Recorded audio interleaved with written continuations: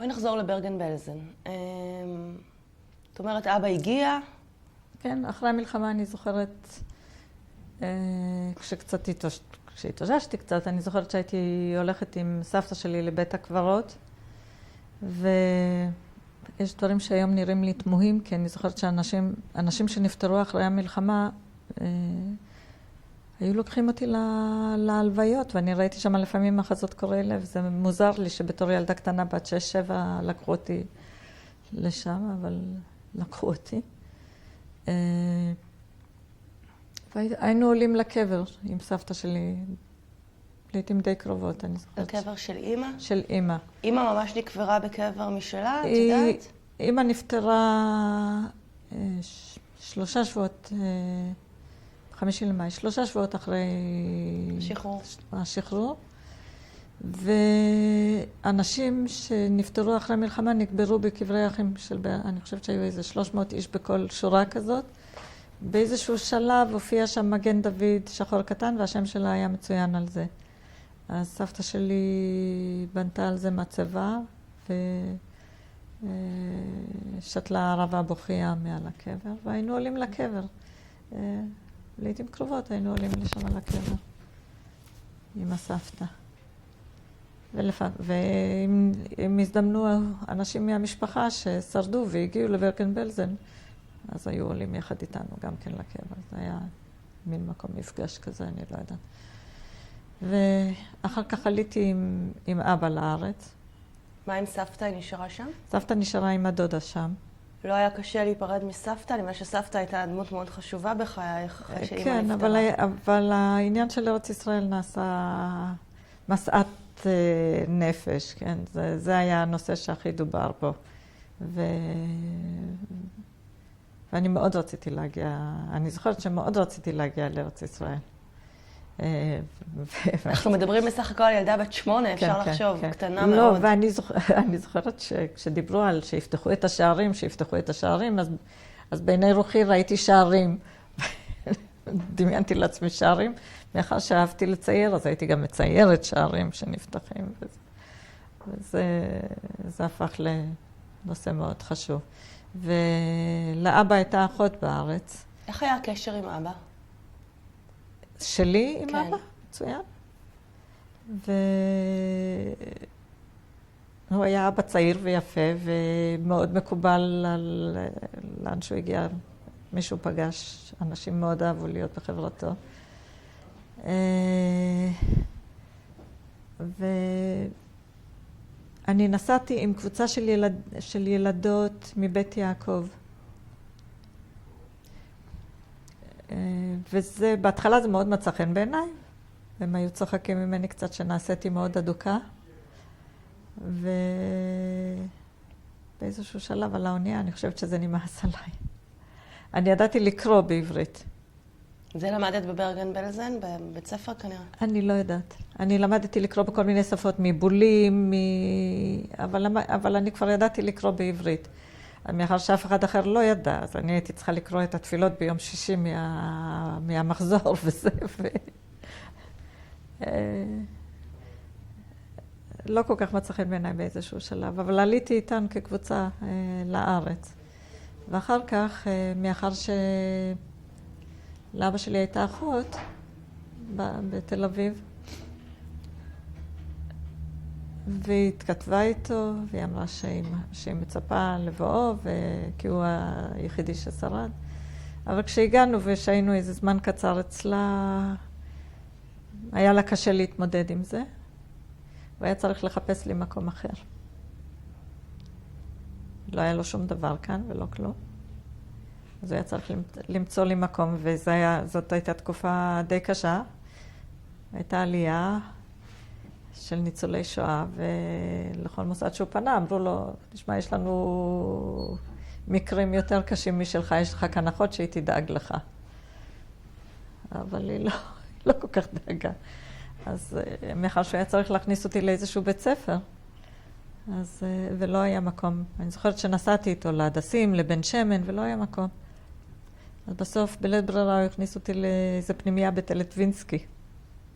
זה בית יתומים כזה דיקנסי, אני חושבת, בצורה שלו. והוא המשיך לפעול, שהכניס אותי לאיזושהי פנימייה יותר נורמלית. היה ברור שאת לא יכולה לחיות איתו באיזה... לא היה לו שום דבר, לא היה לו שום דבר. לא היה לו בית, לא היה לו כלום. זה שוב לא נתפס. אחרי כל מה שאת עברת, את צריכה גם להגיע למקום חדש, להיפרד מאבא, להיכנס לאיזה מקום זר. לא היה לו כלום. לא היה לו מקצוע, הוא למד מקצוע, הוא למד ליטוש יהלומים. לא היה לו שום דבר. אני קצת התטלטלתי, הייתי אצל בני דודים כאלה, אצל בני דודים כאלה, אבל לא היה מקום אמיתי שיכולתי לשהות בו. אז בסופו של דבר נכנסתי לפנימייה הזאת שהייתה מקום מאוד, כמו שאמרתי, כמו בסיפורי דיקנס, כמו בסיפורים שלו על בתי היתומים. היו מכים שם, מקום לא באמת. שאר הילדים שם היו ילדים ניצולי שואה, כמוך? לא, אני חושבת שהייתי יחידה. והייתי אטרקציה, זה היה משהו אחר, הם היו קצת צוחקים למפתע שלי. ולא, אני לא הייתי נעלבת מזה. אבל זה היו ילדים יתומים או ילדים מבתים בעייתיים. לא יודעת, לא היה מקום לא מפואר בטח. ופרצה מלחמת השחרור, ואבא שלי גם השתתף שם בכיבוש לוד, ואני זוכרת כשהייתה מלחמה על תל לטבינסקי, על המחנה, הוא בדיוק התגנב דרך הפרדסים והגיע, ועמד על הגג של המבנה שם וצפה על המערכה, כי זה בדיוק גבל היה כביש הפריד בין המחנה למוסד. ובאיזשהו שלב הוא הגיע ואמר שהוא מצא מקום, שנמצא לי מקום בהדסים. הוא קרא לזה המקום עם הגגות האדומים. וזה היה המקום שאני מאוד רציתי להגיע אליו, כי מצא חן בעיניי היה רק הצורה, זאת אומרת, לא ידעתי יותר מדי על המקום. והגעתי לשם, אז בהתחלה ישנתי בפרוזדור, כי ממש בחדר לא היה מקום. אבל כל החיים שלי היו בתפנית מוחלטת מהיום שהגעתי לשם. היה שם צוות מעולה, שהם ראו את זה כשליחות. לטפל בילדים האלה שהגיעו לשם, והיו שם ילדים שהגיעו ממש בואי תמשיכי. טוב, אז פנימיות היו בהדסים. אני אפילו לא יודעת איך להגדיר את זה. המורים והמדריכים ראו את זה כשליחות לטפל בילדים. הם גם שואלים אתכם? הם מבקשים לברר איתכם מה עבר עליכם? זה הנושא מדובר? הגעתי לכיתה ד', כשהגעתי לשם המנהלת בחנה אותי. מאחר שידעתי לדבר וידעתי לקרוא ולכתוב ברמה מסוימת, אז גם הכניסו אותי לשנתון הנכון. והייתי היחידה בשנתון הנכון מהילדים העולים.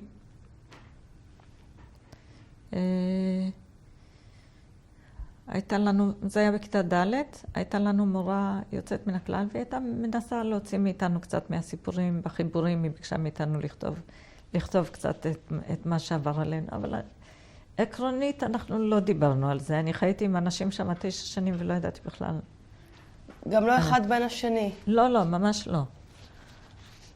זה לא היה נושא שהיה מדובר בו, מאחר שכל אחד בא עם איזשהו סיפור גרנדיוזי. זה היה נושא מודחק. מה את חושבת על זה היום? על זה שזה היה נושא מודחק? אני חושבת שזה היה מאוד נכון, כי זה נתן לנו להביט קדימה ולא אחורה. אנחנו לא התבוססנו בעבר המסכן שלנו, אלא הסתכלנו בצורה חיובית ואופטימית על העתיד. את נשארת בקשר רציף עם אבא בזמן שהיית בהדסים? כן, הוא היה בא לבקר אותי לעתים כשהוא יכול היה, משום שהתחבורה לא הייתה מה שהיא היום, וכמובן שלא היה לו רכב. אבל הוא היה בא. ושנה אחרי זה סבתא שלי ודודה שלי הגיעו לארץ, אז בחופשים אני הייתי מגיעה אליהם. שגם הם לא היו בתנאים מי יודע מה, גרו בשכונת שפירא באיזו דירה קטנה.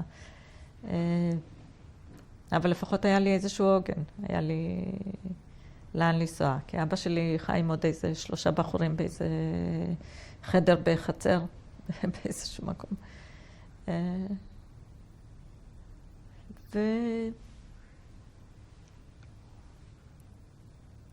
ולמעשה החיים מתחילים מהדסים. את הרי בעצם מאוד בולט בסיפור שלך, הילדות שלך בעצם התחילה אולי רק בהדסים. נכון. את פספסת את כל השנות הילדות הראשונות שלך. אין. זה לא היה בעצם, זאת לא הייתה ילדות, רחוקה מילדות נורמלית. חור שחור, זה בכלל לא ילדות. זאת אומרת, אין זיכרונות ילדות כילדות שמשחקים, שעושים, ששומעים סיפורים, ששרים שירים. איך את חושבת שזה השפיע על החיים הבוגרים שלך? זה שהשנים הראשונות שלך היו כל כך קשות. קשה לי לנתח את זה. משום שאני חושבת שהתרומה של ההדסים הייתה כל כך עוצמתית שהיא הפילה על זה. את ממש מרגישה שעברת שם תהליך שיקום שהוא בונה בפירוש, כן. אוקיי. עד איזה גיל את נשארת בהדסים? עד גיל 18. ממש עד בגרות, את שם. עד הצבא. מה את חושבת הדבר העיקרי שאת קיבלת מההדסים? הכל. בית, הבנה, השכלה, והייתי אומרת שאפילו השכלה יותר רחבה ממה שקיבלו ילדים שחיו בתוך בית של עולים חדשים בעיר, משום שאם זה היה חשיפה לאומנות, למחזות, למוזיקה, לכל דבר, משום שהמורים היו מהמיטב. אם זה במוזיקה היה, המורים שלנו היו גיל אלדמה וגרי ברטיני ודוב סמיר, היו כולם אנשים מאוד משמעותיים בשטח שלהם. אם זה בציור היה יעקב פינס והיה גלעדי, אהרון גלעדי. אם זה בספרות היה לנו מיכאל קשטן, שרוב שירי העם ששרים, השירים של פעם, זה הוא חיבר אותם. ומבחינה נפשית, מה את מקבלת שם? חברותה.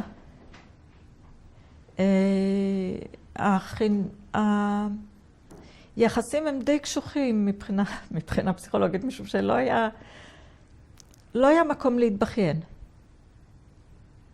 לכולם היה עבר קשה, ולא היה מקום להתבכיין.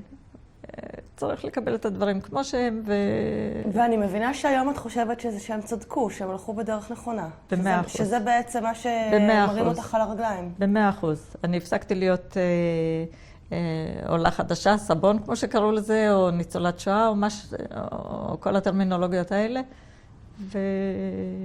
ולא יכולת להבחין ביני ובין צברית או מישהי ירושלמית בגלל הרשע מתגלגל. ולרוב גם לא ידעו באמת.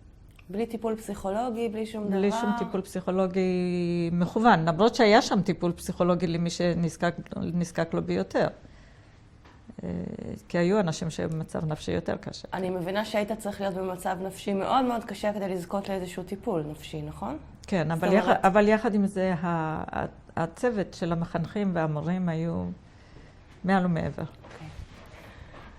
מתי את מקימה משפחה משלך? אני פגשתי את מיקי כשהייתי בשביעית, ואנחנו יצאנו כמה שנים, 3.5 שנים. אחרי הצבא התחתנו ונסענו לארצות הברית. מיקי נסע ללמוד בארצות הברית. איפה היית בצבא? בצבא הייתי בחיל האוויר, בקשר חיל האוויר, הייתי אלחוטאית. אבא שלך הקים בעצמו משפחה חדשה? אבא שלי ניסה ולא היו להם ילדים.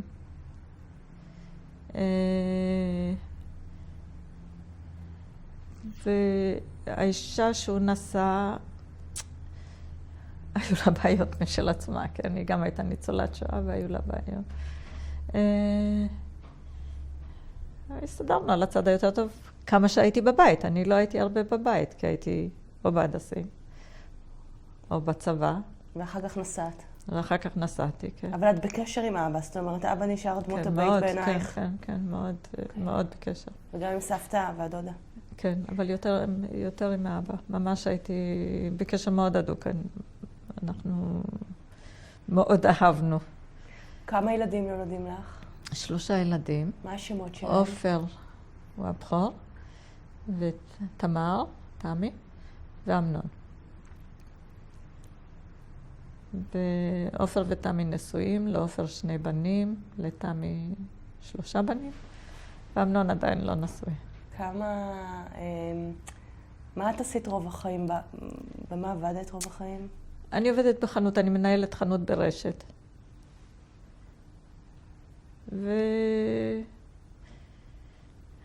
האמת היא שלמדתי גרפיקה שימושית, אבל לא עבדתי בזה ממש.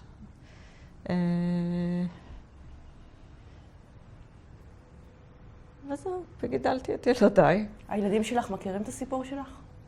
לא ממש. מכירים אולי קטעים, אבל לא, אף פעם לא ישבתי איתם וסיפרתי להם. למה? האמת היא שאני בעצמי, גם לא, עד השנים האחרונות אף פעם לא צפיתי בתוכניות טלוויזיה שדיברו על השואה, לא קראתי ספרות שעסקה בזה. בשנים האחרונות כן, אפילו בצורה קצת כפייתית. את למשל בימי השואה, את הרגשת את עצמך גם ניצולת שואה? זה היה לך ברור שאת חלק מזה? מתי? במשך השנים, נניח היום שואה. את הרגשת את עצמך כניצולת שואה? היה לך לא. ברור שאת חלק מזה? לא, לא.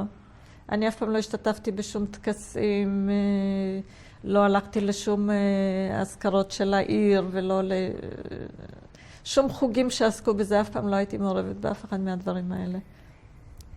דיברנו על כך שאת בעצם הפסדת את שנות הילדות שלך. נכון. את חושבת שזה השפיע במשהו על איך שהיית אימא בעצמך, לילדים שלך?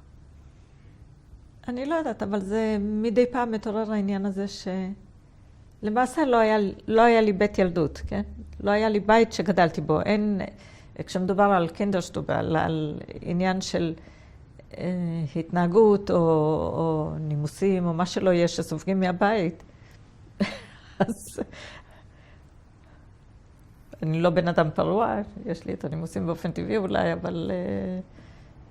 אבל זה לא משהו שאומרים בית פולני או בית כזה. אני לא יכולה להגיד שגדלתי בבית, כי אני לא גדלתי אף פעם בבית. אין לי ממש מסורת של בית. ואנחנו כן מנסים להעביר לילדים.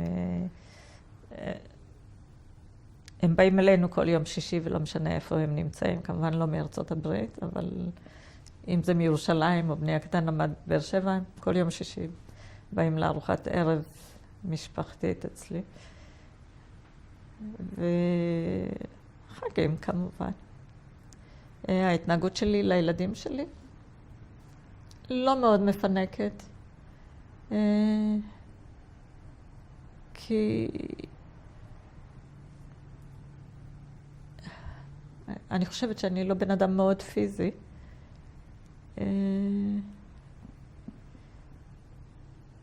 ואולי בגלל הדסים זה קצת ספרטני כזה. למשל, כשהילדים שלך הגיעו לגיל 4, 5, 6, ככה חשבת איך אני הייתי כשהייתי בת 5, ואיך הם, או שאת הדחקת את זה? זה היה מודחק לגמרי. והיום שאת רואה ילדים קטנים בני 5, 6? היום אני לפעמים חושבת לעצמי, כשאני מסתכלת על הנכדים שלי, בני 3 וזה, שהם משתובבים, או עושים כך, או עושים כך, או שכן אחראים למה שהם עושים, לא אחראים למה. לפעמים אני חושבת בליבי, איפה לילד הזה היה את ההיגיון לשרוד, כן? להסתתר או לעשות משהו כדי להתקיים.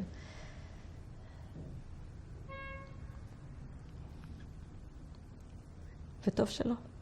נכון. יש עוד משהו שאת רוצה להוסיף לקראת סיום? המון תודה. בכיף.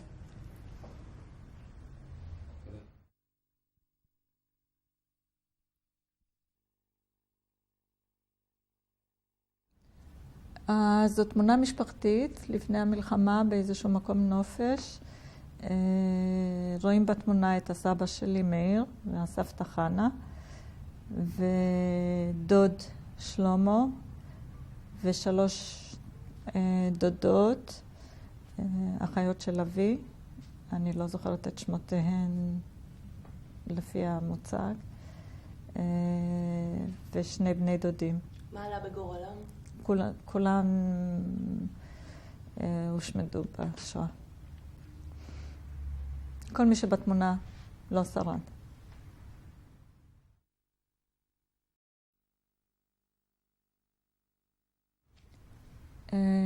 זאת תמונה של אבא שלי ואחיו. אבא שלי בצד ימין במדי צבא, לידו אחיו שלמה. לידו אחות אחת, סבינה. זאת האחות ששרדה וחיה בארץ, ולמטה עוד אחות שאני לא זוכרת את שמה.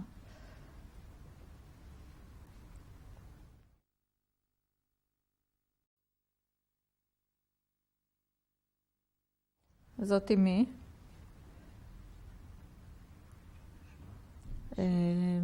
פריידל מרים, היא לא שרדה.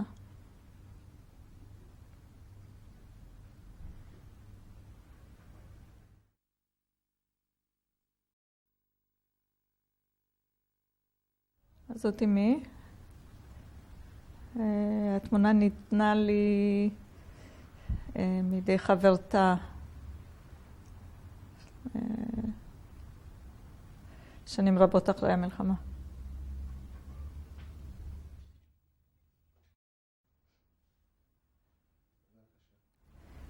התמונה היא בברגן בלזן עם אבא שלי אחרי המלחמה.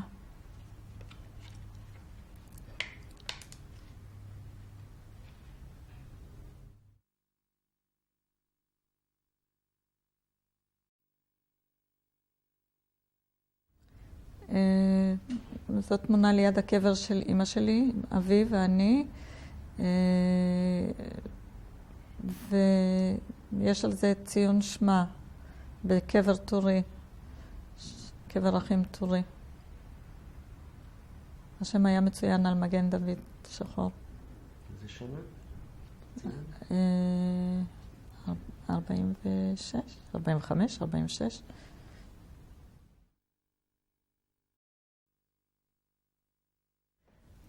זאת סבתא שלי ואני בברגן בלזן אחרי המלחמה. מה שם הסבתא? סבתא אלטיינטה.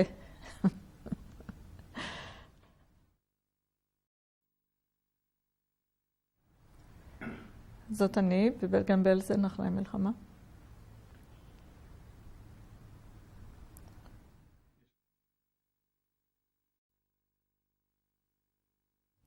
זאת תמונה מהחתונה שלנו עם מיקי. בעלי.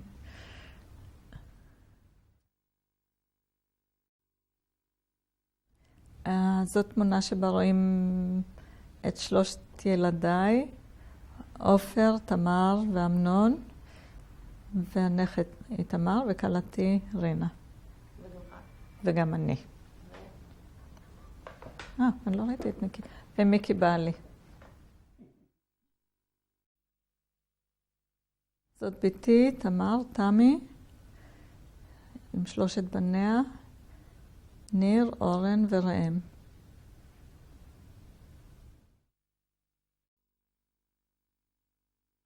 אלה שני נכדיי, איתמר ונמרוד, בניו של עופר, בני הבכור.